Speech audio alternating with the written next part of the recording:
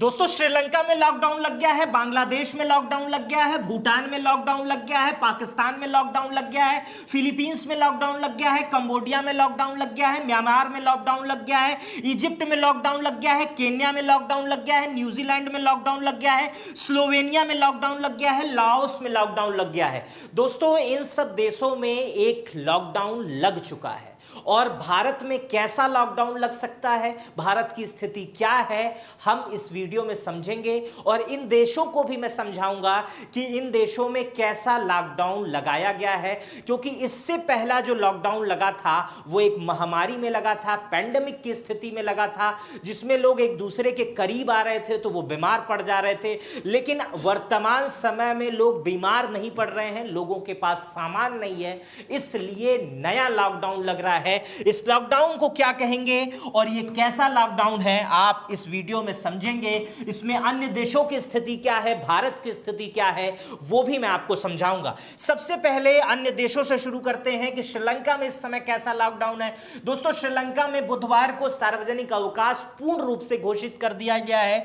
वाहन ईंधन की समय सीमा तय कर दी गई है, मतलब इतने टाइम से इतने टाइम तक ही पेट्रोल मिलेगा और प्रत्येक गाड़ी पर एक निश्चित मात्रा में ही पेट्रोल मिलेगा। जैसे आप बाइक लेके जाएंगे तो भारतीय रुपए में आपको 200 का ही पेट्रोल मिलेगा, कार लेके जाएंगे तो आपको 1000 का पेट्रोल मिलेगा। श्रीलंका में ऐसी स्थिति है। और बांग्लादेश में जो है वो 8 मार्च से ही रेशनिंग शुरू कर दी गई थी, क्योंकि वहां तेल की और कमी है, ऑनलाइन क्लासों पर वहां जोर है और 5 घंटे की बिजली कटौती है और 4 सरकारी उर्वरक संयंत्र जो है वो बंद कर दिए गए हैं। भूटान में भी इसी तरह की स्थिति है। दोस्तों डिब्बे में ईंधन की बिक्री पर पूर्ण रूप से प्रतिबंध है। भारत में तो बहुत पहले से है, आप देख रहे होंगे कुछ देर पहले दैनिक भास्कर ने और अन्य न्यूज चैनलों ने भी खबर की है कि गोंडा, सिद्धार्थनगर जो पिछड़े इलाके हैं वहां पर लोग डिब्बा लेके खड़े हैं और कह रहे हैं हमें पेट्रोल दीजिए, डीजल दीजिए, और वहां के पेट्रोल पंप पे बड़ी बड़ी लाइनें लगी हुई हैं, ये आप देखे होंगे।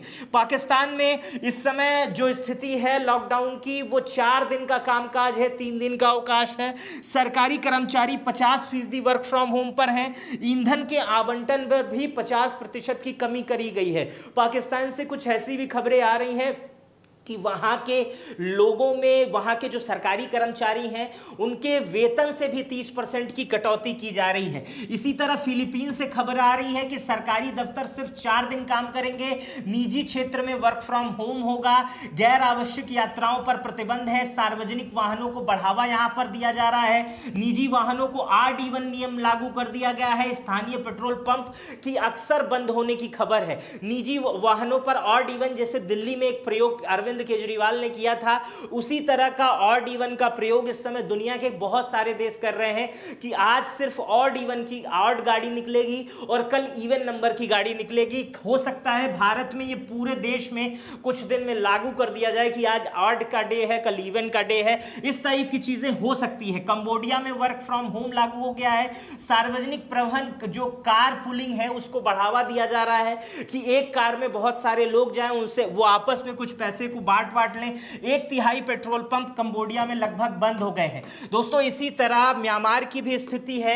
म्यांमार में RD1 लागू हो गया है। स्थानीय पेट्रोल पंप की बंद होने की अक्सर पेट्रोल पंप की खबरें हैं। गैर आवश्यक यात्राओं पर म्यांमार ने पूर्ण रूप से प्रतिबंध लगा दिया है। इजिप्ट की स्थिति भी यही है। मॉल, रेस्टोरेंट, दुकान जल्द ही बंद हो रहे हैं। सरकारी इमारत 6 बजे तक बंद हो जा रही है। रोशनी वाले विज्ञापन जो बड़े बड़े होल्डिंग्स लगते हैं उसे बंद कर दिया गया है कि बिजली की बचत हो।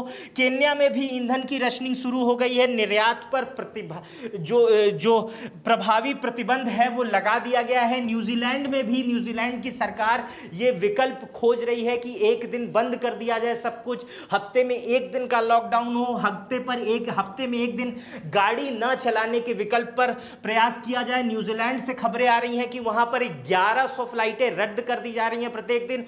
और भारत सहित दुनिया भर से ये खबरें आ रही हैं क्योंकि फ्लाइट में डालने वाला ईंधन भी खत्म हो रहा है, इसलिए दुनिया के बहुत सारे देश अपने हवाई जहाज, अपने एयरलाइंस को सीमित कर रहे हैं, बंद कर रहे हैं, रद्द कर रहे हैं। इसी तरह स्लोवेनिया से भी खबर हो रही है, यहां पर भी ईंधन की रशनिंग है और कार के लिए हफ्ते में सिर्फ 30 लीटर का पेट्रोल ही दिया जा रहा है। इसी तरह लाओस की भी स्थिति है, यहां पर भी work from home, remote meeting और जो रोटेशनल वर्कशीट की शुरुआत यहां पर भी कर दी गई है कि आज ये काम करेंगे, कल वो काम करेंगे। अब ये इन देशों की स्थिति आपने देखी दोस्तों। अब आप समझिए कि भारत में कैसा लॉकडाउन लग सकता है, क्योंकि प्रधानमंत्री मोदी ने भी संसद में इस बात को कहा, लॉकडाउन जैसी स्थिति आ सकती है, देश में इस समय स्थिति ठीक नहीं है। इस तरह की बातें प्रधानमंत्री मोदी ने संसद से कही थी, इसलिए लोग और ज्यादा इस समय इस चीज से दिख रहे हैं, परेशान दिख रहे हैं, चिंतित दिख रहे हैं। तो मैं आपको बता दूं कि भारत में वैसा लॉकडाउन नहीं लगेगा जिस तरह का लॉकडाउन इससे पहले लगा था, क्योंकि वो पैंडेमिक था, वहां बीमार लोग पड़ रहे थे, एक दूसरे के पास जब जा रहे थे तो उन्हें बीमारी हो जा रही थी, कोरोना हो जा रहा था। लेकिन भारत में एक कंट्रोल्ड लॉकडाउन लग सकता है, एक नया लॉकडाउन आएगा जिसका नाम होगा लगभग कंट्रोल्ड लॉकडाउन। ये मेरे मन की उत्पत्ति है, इसको कंट्रोल्ड लॉकडाउन भी कहेंगे।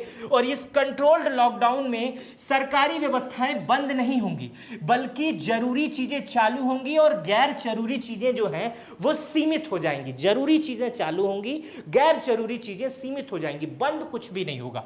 इसमें पेट्रोल डीजल पर असर पड़ेगा, प्रति वाहन लिमिट तय हो सकती है, जैसे अन्य देशों में कर दी गई है, प्रति वाहन लिमिट तय हो सकती है। जैसे आप पेट्रोल पंप पे अपनी बाइक लेके जाओगे, आप कहोगे मुझे 500 का तेल दो, लेकिन वहां पर निर्धारित है कि भैया यहां पर सिर्फ 200 का तेल ही बाइक में डाला जाएगा, कार में सिर्फ 1000 का तेल डाला जाएगा। इसी तरह एलपीजी और गैस सप्लाई पर भी असर पड़ेगा, चूंकि स्टेट ऑफ हॉर्मुज से ही 90% एलपीजी भारत से आता है, कतर से आता है, उसी रास्ते आता है, तो वहां से आ नहीं रहा है। हालांकि स्टेट ऑफ हॉर्मुज से भारत के 3 बड़े जहाज आए भी हैं, लेकिन इस स्थिति में एलपीजी महंगा तो हो रहा है, उसकी ब्लैक मार्केटिंग भी शुरू हो गई है। सरकार ने कंट्रोल लगाने का प्रयास किया है, लेकिन सरकार के कंट्रोल के बावजूद भी खूब ब्लैक मार्केटिंग हो रही है। सरकार भी इस चीज पे रेशनिंग लगा रही है, जो कॉरपोरेट हैं, जो होटल्स हैं, उन्हें कम दे रही है, घरेलू लोगों को ज्यादा दे रही है। लेकिन भविष्य में इसकी स्थिति ऐसी आ सकती है कि जैसे एक आदमी को 3 महीने तक बुकिंग ही नहीं मिलेगी, आदमी को कहा जाएगा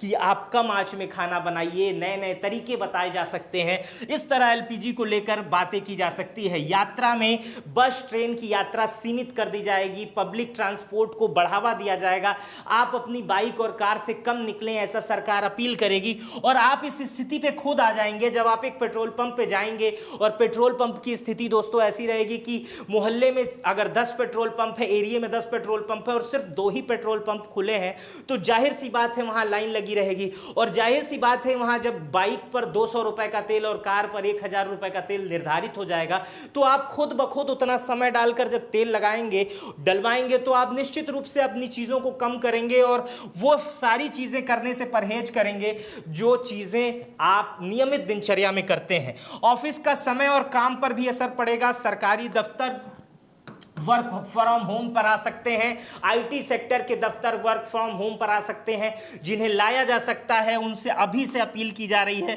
कि आप वर्क फ्रॉम होम पर आओ। स्कूल कॉलेज भी ऑनलाइन हो जाएंगे, ऑफलाइन बंद कर दिया जाएगा। बाजार और रोजमर्रा के जीवन में जैसे किराना, दवा की दुकानें खुली रहेंगी, लेकिन मॉल, सिनेमा और गैर जरूरी चीजें जैसे बार वगैरह ये सब बंद किए जाएंगे। बिजली और ऊर्जा का उपयोग में भी एक बड़ी अपील की जा सकती है, कटौती की जा सकती है बिजली में, और फैक्ट्रियों को जो बहुत ज्यादा बिजली दी जाती है उसमें भी कम किया जाएगा। हालांकि सरकार ने इस विषय पर कहा है कि हमारे पास पर्याप्त कोयला है, हम गर्मियों को भी झेल सकते हैं, लेकिन इस पर भी अपील की जा सकती है। एक नई चीजें हो सकती है, प्रशासनिक चेकिंग हो सकती है, अपील हो सकती है। जैसे कोरोना में बाहर निकलने पे पुलिस पकड़ लेती थी, इस तरह से जब एक ऐलान होगा इस टाइप के लॉकडाउन का कि आप इस तरह करें, तो पुलिस आपसे पूछताछ कर के नाम पर जरूरी पूछताछ कर सकती है कि आप किस काम से निकले हैं, आपका निकलने का उद्देश्य क्या है, आप क्यों बाहर निकले हैं, आखिर अपने बाइक और कार लेकर आप क्यों निकले हैं। क्योंकि ईंधन तो आपका है, लेकिन दे तो उसे सरकार रही है, और सरकार अगर दे रही है तो उसका इस्तेमाल भी आप अपने जायज कार्यों में करिए, क्योंकि किसी आपका नाजायज कार्य किसी का जायज कार्य नहीं होने दे सकता है। है, इसलिए इस पर रोक लगाई जा सकती है। भारत में इस समय स्थिति को समझिए कि भारत में क्या स्थिति है। दोस्तों, मैं कई बार बता चुका हूं कि भारत का जो स्टेट ऑफ हॉर्मुज है, ईरान का जो स्टेट ऑफ हॉर्मुज है, भारत ही नहीं दुनिया का लगभग 20% ईंधन इसी रास्ते आता है। और ईरान इजराइल यूएस के युद्ध की वजह से स्ट्रेट ऑफ हॉर्मुज बंद कर दिया गया है। जो भी इधर उधर से आ रहा है उस पे ईरान जो है वो मिसाइल चला दे रहा है। इसलिए स्ट्रेट ऑफ हॉर्मुज से बहुत ज़्यादा हवाई जहाज, बहुत ज़्यादा पानी के जहाज नहीं आ पा रहे हैं, मालवाहक जहाज नहीं आ पा रहे हैं, जिसकी वजह से दिक्कत हो रही है। भारत लगभग 60% एलपीजी इंपोर्ट यहीं से करता है और उसका 90% रूट जो है वो हॉर्मुज से ही आता है। मतलब 90% जो हिस्सा है वो हॉर्मुज ही है, जहां से हमारा एलपीजी आता है, कतर से आता है और भी अन्य कई देशों से आता है। इसलिए एलपीजी को लेकर भारत में संकट की स्थिति इस समय है। सरकार एलपीजी के रिलेशन पे काम शुरू कर दिया है, रिजेक्शन पे काम शुरू कर दिया है। घरेलू उपयोग को प्राथमिकता दी गई है। इंडस्ट्रियल और कॉमर्शियल की सप्लाई लगभग 70 से 60% घटा दी गई है। एलपीजी सिलेंडर की कीमत भी 60 रुपए बढ़ गई है। और ब्लैक मार्केटिंग की स्थिति आप बेहतर जान रहे होंगे कि इस समय ब्लैक मार्केट में क्या स्थिति है। इसी में आपसे मैं सवाल पूछ ले रहा हूं, इस समय आपके वहां ब्लैक मार्केट में गैस की क्या कीमत है, वो आप मुझे कमेंट बॉक्स में बताइएगा, ताकि मुझे भी अंदाजा लग सके कि गैस की क्या कीमतें चल रही हैं। पेट्रोल डीजल अभी आधिकारिक रूप से रेशनिंग नहीं लगाई गई है, लेकिन पैनिक बाइंग हो रहा है। मतलब लोग पैनिक होकर खरीद रहे हैं। मैंने अभी आप खबरें देखे होंगे, दैनिक भास्कर सहित तमाम बड़े न्यूज चैनलों ने खबर की है कि आउटर इलाकों में, गांव वाले इलाकों में, पिछड़े इलाकों में लोग पेट्रोल पंप पे लंबी लंबी लाइनें लगा दिए हैं, डब्बे लेकर खड़े हैं, जिससे लोगों का माहौल एक दूसरे को देखकर ये हो रहा है कि चलो हम भी तेल डलवा देते हैं। बिजली कटौती नहीं होगी। पावर ऑफ मिनिस्ट्री ने कहा है कि उनके पास कोल पर्याप्त है, लेकिन ऐसी स्थिति आ सकती है जिसमें अपील किया जा सकता है। इसी तरह पीएम मोदी ने एलपीजी को लेकर जरूरी बातें ये कही हैं कि हमारे पास है पर्याप्त, लेकिन इसको रेशनिंग किया जाएगा, सीमित मात्रा में दी जाएगी और लोग इस चीज को समझें। पीएम मोदी ने यह भी कहा था कि अगर युद्ध लंबा चलेगा तो पेट्रोल डीजल को लेकर भी लोगों में बचत की बात कही जाएगी, कम देने की बात की जाएगी, और वहां पर भी सामान्य स्थिति जो है वो असामान्य हो सकती है। लेकिन इन सब के बावजूद में भारत में अभी भी पेट्रोल डीजल पर कोई भी पैनिक की स्थिति नहीं है, क्योंकि सरकार की तरफ से कोई बयान नहीं आया है। एलपीजी को वितरण भी लगातार चालू है। आप ऐप से, जिस भी आपके कंपनी का ऐप है, आप बुक कर सकते हैं, गैस आपको समय से पहुंचेगा। राशन भारत में पर्याप्त मात्रा में ऐसे ही है क्योंकि हम खुद उसका उत्पादन करते हैं। तो पैनिक की स्थिति में मत आइएगा। देश इस समय अपना ठीक हालात में है, बेहतर स्थिति में है। हमारे देश से बाहर जो स्थिति चल रही है उस वजह से हमारे देश पर कुछ संकट आए हैं, लेकिन हमें ऐसा लगता है कि भारत की जनता ने जैसे कोरोना जैसा युद्ध लड़ा, वैसे तमाम ऐसे स्थिति में हम सब साथ मिलकर इंडिया बनेंगे और आपस की स्थिति को समझेंगे और एक बार ये जंग भी हम जीत जाएंगे। मेरा नाम मित्र प्रकाश है। इस वीडियो पर आपकी क्या प्रतिक्रिया है आप मुझे कमेंट बॉक्स में बताइएगा। अपना बेहद ख्याल रखिएगा। बहुत बहुत शुक्रिया।